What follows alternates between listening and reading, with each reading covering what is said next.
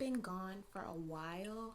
I haven't made a video in quite a while since my second trimester of pregnancy, and I'm so excited to be back. I'm so excited to be making another video.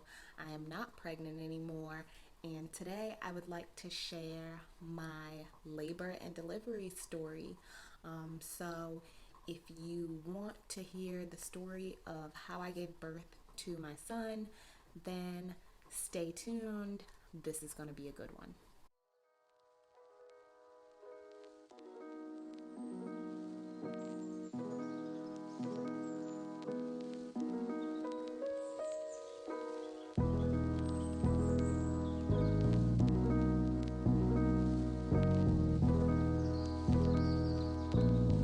So as of the day that I'm making this video, I gave birth exactly 30 days ago. So my baby is 1 month old tomorrow. And I'm so excited to finally be sharing this story with you guys. I know that you missed the end of the pregnancy because I did not make videos. Pregnancy was hard. But in order to properly tell this story, I have to start at 37 weeks. So once I hit 37 weeks, I met with my high risk maternal fetal medicine doctor and my OB for my regular appointments, and they told me that I would be induced between 39 and 40 weeks because they did not want me to go past my due date. So, to understand this story, you have to understand that I was scheduled to be induced on July 29th, and my due date was July 31st. So starting at 37 weeks, my OB gave me the okay to start to try to use natural induction methods. It was very important to me to go into labor before I was medically induced, and that is just because I really didn't want to force my body to go into labor in a way that was not natural, which there's nothing wrong with that, but my preference was to just go into labor naturally on my own. So at 37 weeks, I started looking up like every way possible to induce my labor. And I started doing those things. So I started drinking red raspberry leaf tea. I was only drinking a cup a day. Some people don't like the taste of it. I was okay with it, but it wasn't like my favorite. But around 37 weeks, I started drinking a cup of red raspberry leaf tea a day. I was eating pineapple. I was bouncing on a yoga ball every day. And pretty much throughout my entire third trimester, well, my entire second and third trimester, I was really active because we bought a house and it was a fixer-upper. So we were doing a lot of painting and a lot of things to get the house ready to be able to move in and to bring a baby here. So I was super active and doing DIY projects the entire time. So before labor, I was looking up every possible way that I could to make myself go into labor, to induce my labor naturally. One of the things that several people told me to do was to pump breast milk, but I was just entirely too scared to pump because I was scared that the contractions would hurt. So I really didn't want to do anything aggressive. I just did like more passive methods of trying to induce labor. We went to the mall, me and my husband, and walked around for like an hour and a half. So we were doing a lot of things to try to induce labor naturally before I was going to be induced on July 29th. So on July 24th, we had cooked on the grill outside. We had like played some games, hung out in the yard, in my backyard all day. And the end of the day came maybe around like 7 o'clock, 7 p.m. I was tired, and around 7 p.m. I went into the house to just take a shower, relax, and I was still trying to induce labor. So I was like, I'm gonna drink a cup of tea and bounce on the yoga ball and just relax, watch TV. So 8, 9 o'clock rolls around. I'm bouncing on the yoga ball. I keep looking at my baby because I don't want to wake him up. Um, 8, 9 o'clock rolls around. I'm bouncing on the yoga ball and drinking my red raspberry leaf tea.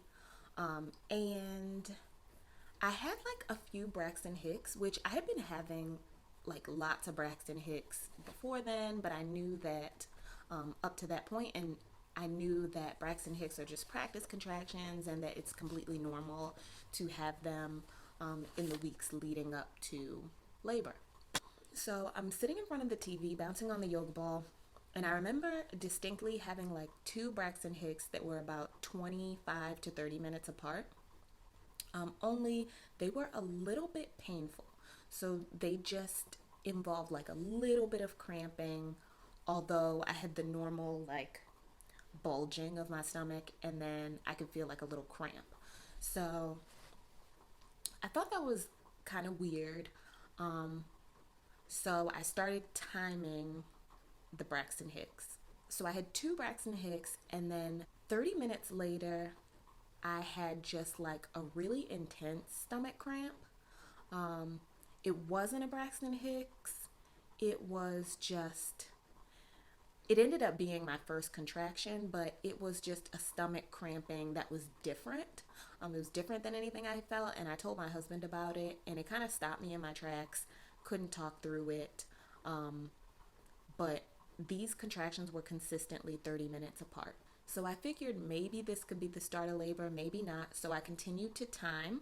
I wanted to see if there was like a pattern with the pain. Granted, I had never had period cramps before, so I had no idea like what to expect as far as contractions. I told my husband I decided to just go upstairs and lay down. I was like, I'm feeling kind of weird, so I'm gonna go lay down because I'm having these pains. I don't know if they're contractions. I'm just gonna lay down and see like if they go away. The contractions just kept getting closer together. So 30 minutes to like 20 minutes apart, and then 15 minutes apart. And this was happening pretty fast. I wasn't sure. I still like was in denial about being in labor. So at that point, my husband had fell asleep because he came upstairs too. He fell asleep. So I decided to call the OB just to see like at what point I should come to the hospital, because just a bit of background, I live an hour away from the hospital where I was delivering, just because we ended up moving. So the OB, when I called the OB line, they told me once the contractions are 7 to 8 minutes apart, you should head out. And once the average is 7 to 8 minutes, so one could be 11 minutes, one could be 7 minutes, but once the average is 7 to 8 minutes apart, you want to head to the hospital since it'll take you about an hour. So at this point, it's like 1 or 2 a.m., so not that much time has passed, and the contractions are about 8 or 9 minutes apart. So I wake up my husband and I'm like, we need to go to the hospital because the OB said 7 to 8 minutes, and we're getting close to that. Our bags were already packed, so we went ahead and headed to the hospital.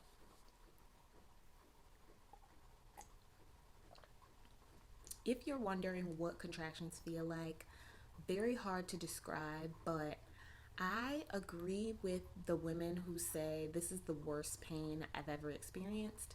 Um, in the beginning, it wasn't like crazy painful, but as they progressed, they got stronger and stronger. And um, let's just say I was ready for an epidural.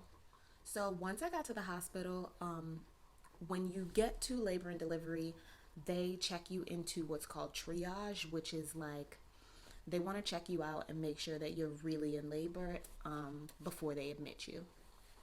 So we went to triage, and they checked how dilated I was.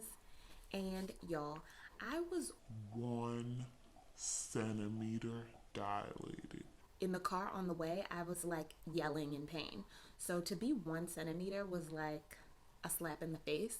And I was so scared that they were going to send me home. I was in so much pain. I did not want to go home. So because I was only 1 centimeter, but I was in a lot of pain, the doctor decided to just have me walk around the unit to see if I would progress at all just from like walking and moving, because that helps labor rather than just sitting idly. The last thing you want to do when you're having these contractions is be walking around. So it seems like kind of counterintuitive, but my husband and I just walked around the unit for about an hour to an hour and a half before they checked me again. Once they checked me again, I was like 2.5 centimeters dilated. And the amount of pain that I was in, it was apparent that the contractions were really strong, and they also noticed on the monitor that the contractions were coming closer and closer together. So my contractions were coming like back to back. It escalated very quickly from like 6 minutes apart when I first got there to like 1 or 2 minutes, some of them being 1 or 2 minutes apart, as I was there in triage. And they didn't want to send me home because they knew that there was a strong possibility I was in active labor. Once they checked me, I was 2 centimeters and I got admitted. As soon as you get admitted, they ask you if you want an epidural, and you can probably guess that my answer was a strong yes. As soon as I got admitted, they had the anesthesiologist actually waiting in my labor and delivery room, which was perfect for me because even just being dilated to a strong 2, the pain was really intense, let's just say. So I got admitted around 6 a.m. and I immediately got the epidural at that time, and that's when I was able to just rest, relax, and I was able to have some Jello and some juice and all those other liquids that are not real food. So with the epidural, so I was numb, but I could still feel like the pressure of the contractions. So when it got closer to the time to push, I could really feel the pressure, but it wasn't painful. It was just like a lot of pressure, and I felt like literally like I had to push something out. So I think my anesthesiologist was really good because she like was able to give me the epidural, but I could still feel that it was time to push, which is great because you don't want to be just like super numb. So the day pressed on and I was ready to push at about 6 p.m. So at 6 p.m. they called in the nurse and I was ready to start pushing. One thing that I did not know is that when you are laboring, the doctor is not around. So for my labor at my hospital, the doctor was not around until I was actually like, he was crowning. So the entire time that I'm pushing, I just had a nurse and my husband is my support person. Now I pushed for about 4 hours. The baby's moving. The first hour or two was really just like pushing to try to get his head down. So I think like the hardest part about labor, about the beginning of pushing, is that you're pushing and pushing and putting all this energy in, but you really can't see any results because the baby is moving down, but it's kind of like inside, and so you don't really like see, I mean, no one sees the head or anything right away. So I think that was like the hardest thing, was to stay motivated. I found that like after he started crowning, the pushing after that, I was a lot more motivated because like my husband and the doctors and the nurses were saying how they could see his hair and his head, and that just like motivated me more. But during the pushing process, the doctor did come in and break my water because it never broke. Not too long after that, I did start to get a fever, and my heart rate was increasing and the baby's heart rate was increasing. So the doctor was getting concerned, but she had faith that I could deliver vaginally. If his heart rate had been dropping, then they probably would have considered a C-section, an emergency C-section, but because it was increasing, they did call in the NICU just to come and like check him out as soon as he was out. I did want to do delayed cord clamping, but I only got to do 45 seconds instead of 60 seconds just for safety reasons, because they wanted to make sure that he was okay when he came out and did not need to go to the NICU. So as I was pushing, like I said, I did get a fever and I was given antibiotics just to make sure that there was no infection involved. And about halfway through, I also had to get more epidural because it was wearing off. And so they called the anesthesiologist. She came to give me a second dose. I almost regretted that because once she gave me the second dose, I was so numb for about an hour that I could not feel any of the pushing. Before, I could feel myself pushing and I could feel the pressure, and it was just increasingly that I could feel the contractions as well. And after the epidural, there was about an hour of time where I didn't even know if I was making any progress because I couldn't feel the pushing, which is what you don't want. So once my son was born, they had to take him immediately over to like the little warmer area and check him out. My husband was able to see him, but I was not really able to see him. I could see him from across the room, but like they didn't put him on my chest immediately, just because he needed to be checked out and looked at to make sure that he was okay after a traumatic labor that he had where his heart rate was increasing. And they just kind of wanted to like do their due diligence, which I understand. When I finally did see him, it was like one of the happiest moments of my life.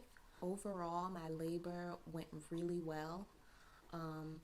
I gave birth at 39 weeks and 1 day, and he was born at 10:51 p.m. on July 25th.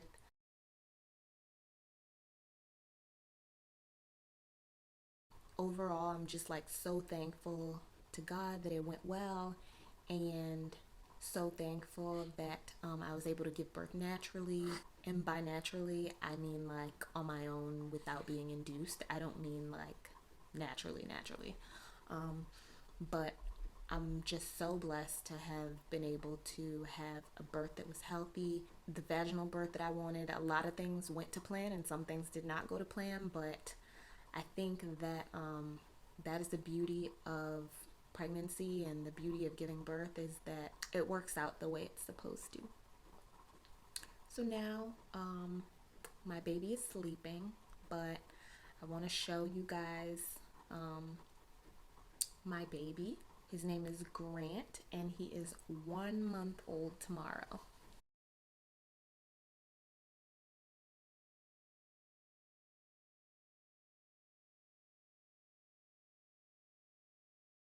So I want to thank you guys so much for watching my video, watching it all the way to the end.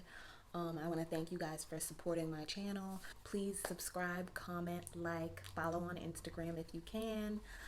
And just thank you so much for all the support and all the kind words of encouragement that people gave on Instagram. I'm so appreciative just to have this community